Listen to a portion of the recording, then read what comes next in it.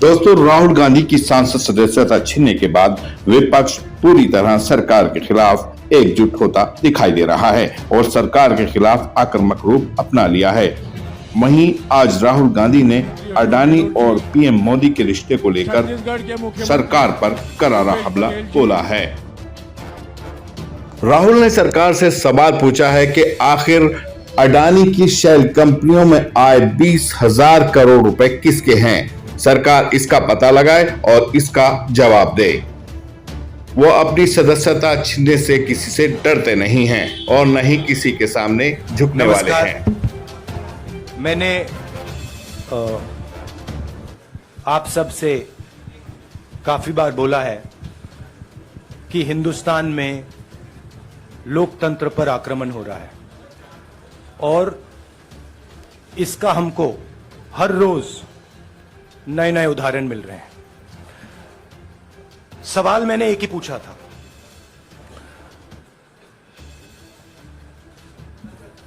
Foundation पे जाता हूं, अदानी जी की शेल कंपनीज हैं, अदानी जी की शेल कंपनीज हैं, उसमें 20,000 करोड़ रुपया किसी ने इन्वेस्ट किया। अदानी जी का पैसा नहीं है, अदानी जी का इंफ्रास्ट्रक्चर बिजनेस है, पैसा किसी और का है। सवाल यह है, ये जो 20,000 करोड़ रुपए हैं ये किसके हैं? ये सवाल मैंने पूछा। मैंने पार्लियामेंट हाउस में प्रूफ देके,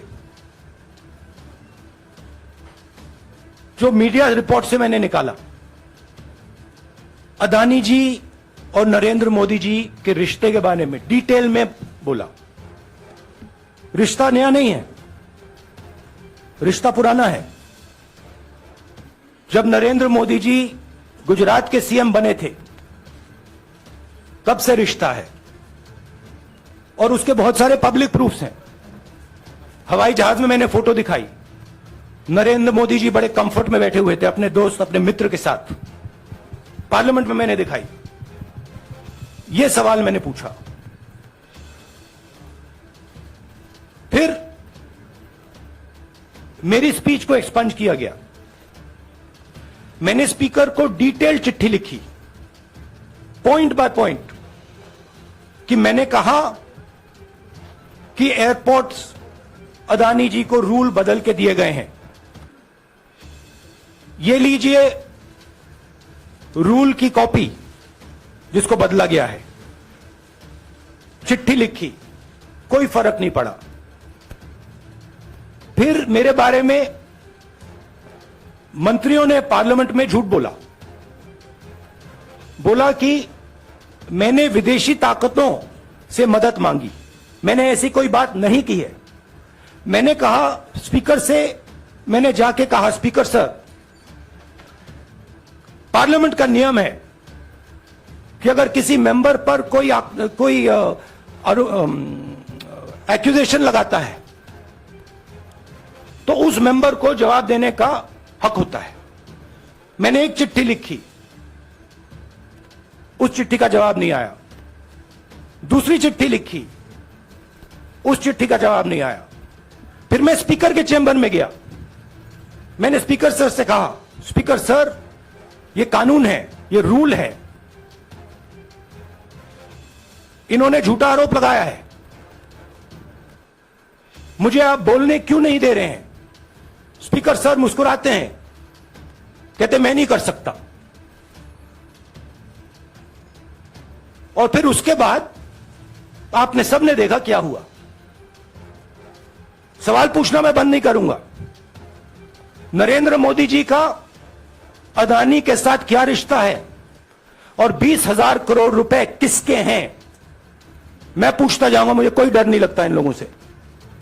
और अगर ये सोचें कि मुझे डिस्क्वालीफाई करके, धमका के, जेल में डाल के मुझे बंद कर सकते, नहीं, मेरी वो हिस्ट्री नहीं है। मैं हिंदुस्तान के लोकतंत्र के लिए लड़ रहा हूं और मैं हिंदुस्तान के लोकतंत्र के लिए लड़ता रहूंगा। किसी चीज से नहीं डरता हूं, यह सच्चाई है। अब आप सवाल पूछिए. एक एक करके प्लीज. हाँ मोहित, I'll say it in English also. Sorry. I'll say it in English also. The question begins few weeks back in Parliament, where I asked the Prime Minister a very specific set of questions. Question number one, 20,000 crore rupees or $3 billion are in shell companies owned by Mr. Adani. Mr. Adani could not have generated this money. He's an infrastructure business. Where did this money come from? Whose money is it? That was the first question. Whose shell companies are there? These companies are working in the defense field. Why does nobody know whose money this is? There is a Chinese national involved in this. Why is nobody asking the question, who is this Chinese national? That was the first question. Second question was, set of questions with proof. What is the Prime Minister's relationship with Mr. Adani? I showed a picture of the Prime Minister and Mr. Adani's plane relaxing. I gave documentation about the defense industry, about the airports, about statements made in Sri Lanka, about statements made in Bangladesh, pictures of Mr. Narendra Modi sitting with the State Bank chairman in Australia. And I put this proof on the table. Immediately after that, the BJP started its work. My speech was expunged. I wrote a letter to the Speaker with a detailed explanation on the defense industry, on the airports, with press clippings, supporting documents, legal documents, and said this is the supporting foundation of my speech. I have not made this speech, I have not invented this. This is detailed research, here it is. Nothing happened. Nothing was revoked. My speech today is not part of the record of Parliament. The same, by the way, was done with Mr. Kharge. After that, BJP ministers lied about me in Parliament. They made the statement to distract from the Adani issue. The whole game, disqualification, and all these statements are to distract from the central question, whose money is it? 20,000 crores, whose is it? Kiska hai ye? That's the main question. The whole thing is to distract. So, they said that I've asked foreign forces to help India.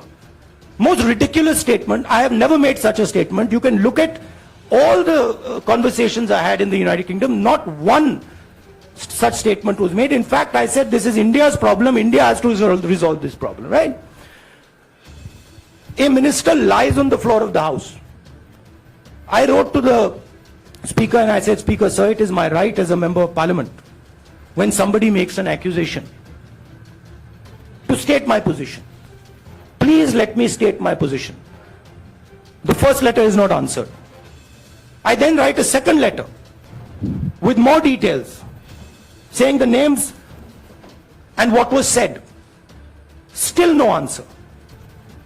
I then go to the Speaker's chamber and I say, Speaker, sir, what is going on? We live in a democracy. You are the defender of that democracy. Why are you not letting me make my statement? The Speaker smiles and says, I cannot do that. Come and have a cup of tea with me. Right? So this is the whole drama that is being orchestrated to defend the Prime Minister from the simple question, whose 20,000 crore rupees, whose $3 billion went to Mr. Adani shell companies? हाँ जी मोहित, एक minute सबको मौका मिलेगा. राहुल जी, मोहित दुबे हूं मैं. मेरा सवाल यह है कि आप शहीदों. By the way, sorry, I just need to finish that.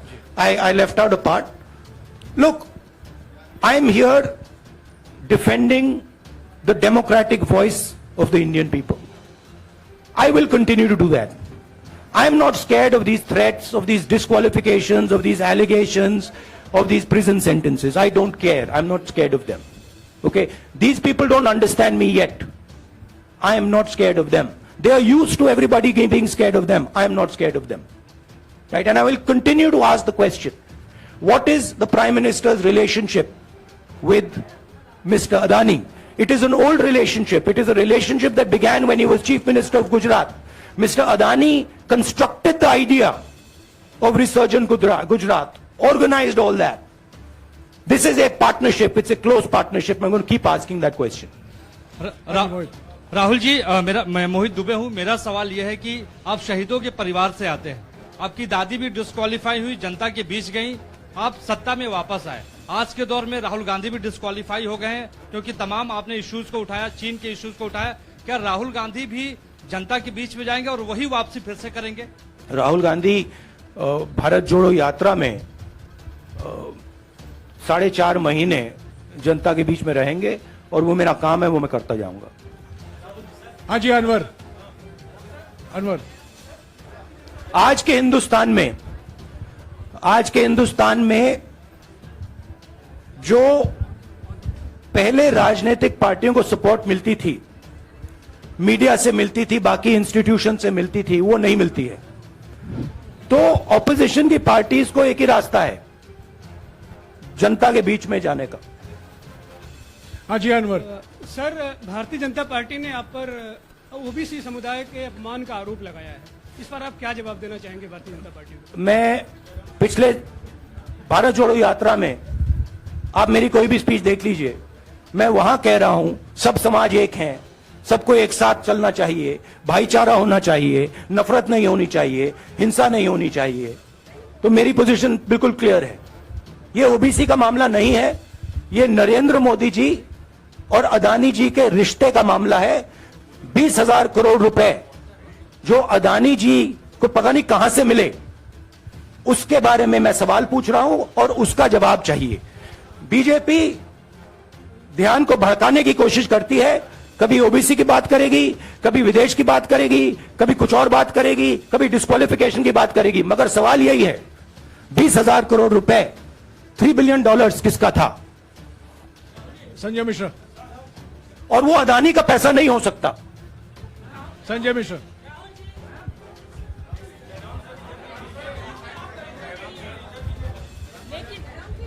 आपने कहा आप डरते नहीं हैं, लेकिन स्टेट के टारगेट पे हैं और स्टेट आपके खिलाफ है, पूरी स्टेट, पूरी मशीनरी आपके खिलाफ है। ऐसे में आपके सामने चैलेंजेस बहुत बड़ा है, तो रास्ता क्या है, रणनीति क्या है? देखिए भैया, चाहे स्टेट हो चाहे कुछ भी हो, मैं सच्चाई को देखता हूं। मुझे और किसी चीज में इंटरेस्ट नहीं है, मैं सच्चाई बोलता हूं। राजनीति में यह फैशनेबल बात नहीं है, मगर यह बात मेरे खून में है। मैं और कोई रास्ता निकाल ही नहीं सकता हूं। तो मेरा काम यह है, यह मेरी तपस्या है, जीवन की तपस्या है, उसको मैं करता जाऊंगा। चाहे मुझे डिस्क्वालीफाई करें, मारे पीटे, जेल में डाले, मुझे कोई फर्क नहीं पड़ता। मुझे अपनी तपस्या करनी है। इस देश ने मुझे सब कुछ दिया है। शांत हो जाइए। इस देश ने मुझे सब कुछ दिया है, प्यार दिया है, इज्जत दी है, इसलिए मैं ये करता हूं। Supriya. Sir, Rahul sir, BJP के जो लीडर्स आप पे अटैक कर रहे हैं उस पर आप क्या कहेंगे? और इसके अलावा वायनाड, वहां पर जब से खबर गई है, वहां पे लोग बहुत डिसबिलीफ में हैं, प्रोटेस्ट भी इरप्ट हो रहा है। आप अपनी कॉन्स्टिट्यूएंसी के लोगों को क्या कहना चाहते हैं? नहीं, मैंने सोचा है कि मैं अपनी, देखिए मैंने कॉन्स्टिट्यूएंसी में भी बोला कि वायनाड के लोगों के साथ मेरा पारिवारिक रिश्ता है, फैमिली प्यार का रिश्ता है। तो मैंने सोचा कि मैं वायनाड के लोगों के लिए अपनी एक चिट्ठी लिखूं उनके लिए कि मेरे दिल में उनके लिए क्या है। तो वो तो मैं रिजॉल्व कर दूंगा। उनका, देखिए, बीजेपी के नेताओं का काम यही है। देखिए, वो सब नरेंद्र मोदी जी से डरते हैं, कारण आप जानते हो। नरेंद्र मोदी जी ने कहा कि देखिए ध्यान हटाना है। वो सब जानते हैं अदानी जी और नरेंद्र मोदी जी का रिश्ता, सारे के सारे जानते हैं क्या रिश्ता है। सब जानते हैं, मगर डरते हैं। तो अगर नरेंद्र मोदी जी ने उनसे कहा कि भैया ध्यान उधर करो, ध्यान उधर करेंगे। मगर सवाल यही है 20,000 करोड़ रुपए किसका है? हाँ जैनेंद्र राहुल जी पूरी कांग्रेस पार्टी, सर पूरी कांग्रेस पार्टी ये कह रही है कि आप चाहे वो गुजरात की कोर्ट ने आपको सजा सुनाई या आपका निलंबन हुआ, ये सब कुछ केंद्र सरकार प्रधानमंत्री के इशारे पर हो रहा है।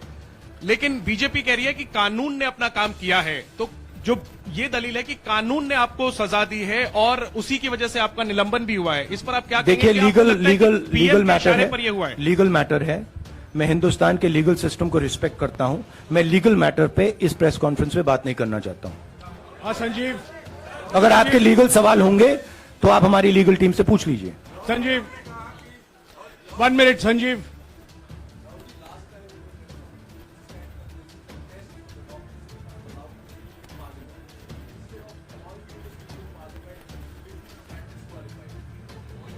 No, look, please understand why I have been disqualified. I've been disqualified because the Prime Minister is scared of my next speech. He's scared of the next speech that is going to come on Adani, right? I've seen it in his eyes. So he's terrified of the next speech that is going to come, and they don't want that speech to be in Parliament. That's the issue. That is why first the distraction, now the disqualification.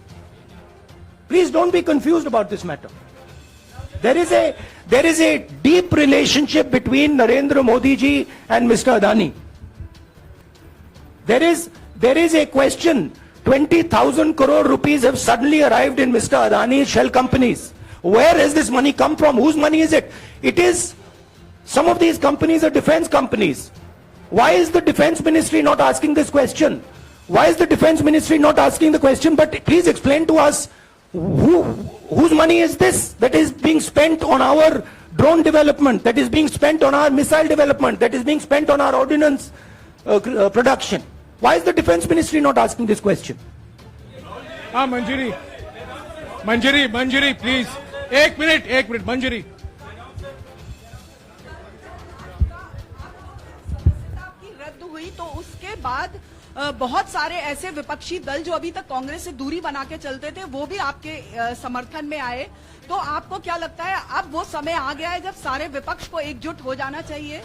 मैं उन सब विपक्षी दलों का धन्यवाद करता हूं कि उन्होंने इस बात में हमारी सपोर्ट की और हम सब मिलके काम करेंगे।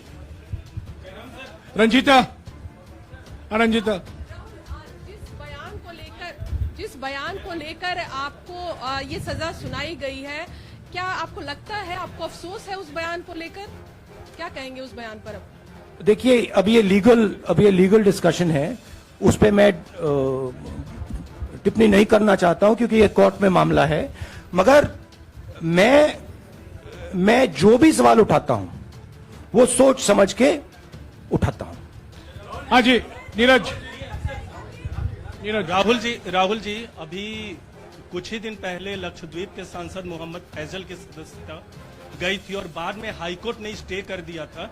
अभी उनकी मेंबरशिप रीइंस्टेट नहीं हुई है। देखिए, तो सुन लीजिए। हाँ। राहुल जी सुन लीजिए, अभी उनकी सदस्यता रीइंस्टेट नहीं है, लेकिन चुनाव आयोग ने चुनाव की घोषणा करने के बाद उसे रोक दिया था। अगर ऊपरी अदालत से आपको स्टे मिलता है तो आपको उम्मीद है कि लोकसभा स्पीकर भी आपकी सदस्यता को बहाल कर देंगे? मुझे उम्मीद में कोई इंटरेस्ट ही नहीं है। चाहे मुझे सदस्यता मिले ना मिले, मैं अपना काम करूंगा। अगर ये मुझे परमानेंटली डिस्क्वालीफाई कर दें तो भी मैं अपना काम करूंगा। अगर मुझे रीइंस्टेट कर दें तो भी मैं अपना काम करूंगा। मुझे कोई फर्क नहीं पड़ता मैं पार्लियामेंट के अंदर हूं या बाहर हूं, कहां हूं। मैंने आपसे कहा मुझे अपनी तपस्या करनी है, मैं उसको करके दिखाऊंगा। आपके लिए नहीं, अपने लिए। रवि एक मिनट रमन। हाँ। एक मिनट रमन।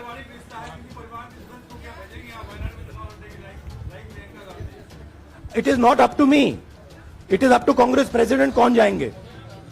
राहुल जी मेरा सवाल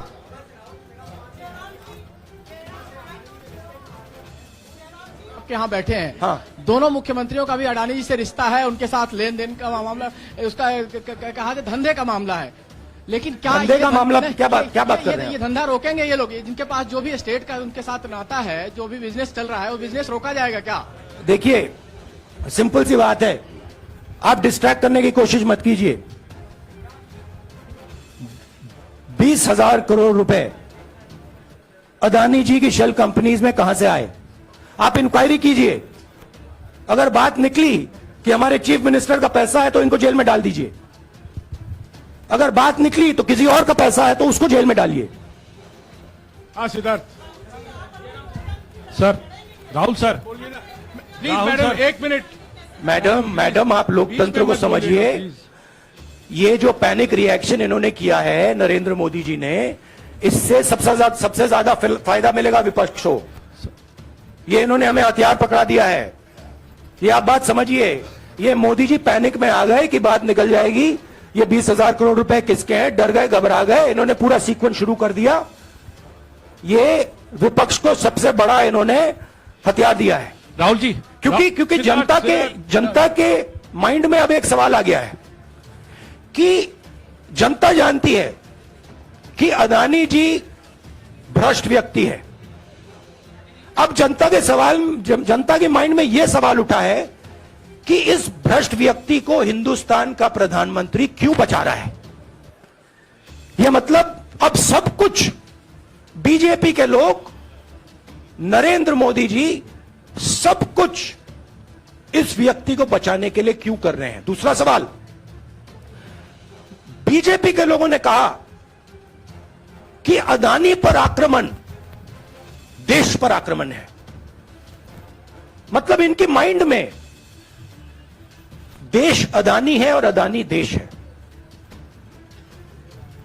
बात समझिए। राहुल जी, मेरा सवाल आपसे ये है कि जब आप ये फैसला सामने आया, आपको मैक्सिमम पनिशमेंट जो है इसमें जो हो सकती है वो आपके लिए मुकर्रर की गई। इस बीच कई लोगों ने ये भी कहा, आपके पार्टी के भी एक सांसद ने कहा कि कम से कम जज को ये देखना चाहिए था कि सामने जो शख्स है वो एक गांधी परिवार से आता है। इस पर आप क्या कहेंगे? और आपको लगता है मैक्सिमम पनिशमेंट जो है आपके केस में, मैक्सिमम पनिशमेंट आपके लिए मुकर्रर की गई, क्या आपको इसके पीछे क्या कहना है आपको? वही मैंने कहा, अगर डिस्ट्रैक्शन करना है, मैक्सिमम पनिशमेंट की तो जरूरत है। मिनिमम पनिशमेंट से बात थोड़ी बनेगी। मैं तो सोच रहा था भैया 5 साल होते, 7 साल होते, 10 साल होते, वो भी मिल जाता। मुझे क्या फर्क पड़ रहा है यार Rajdeep.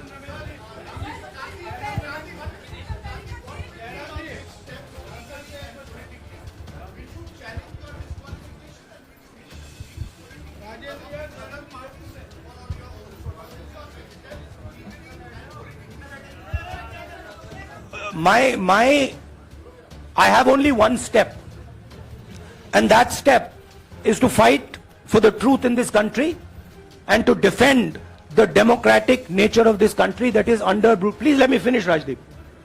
Unless you want to answer it for me. You do that also sometimes.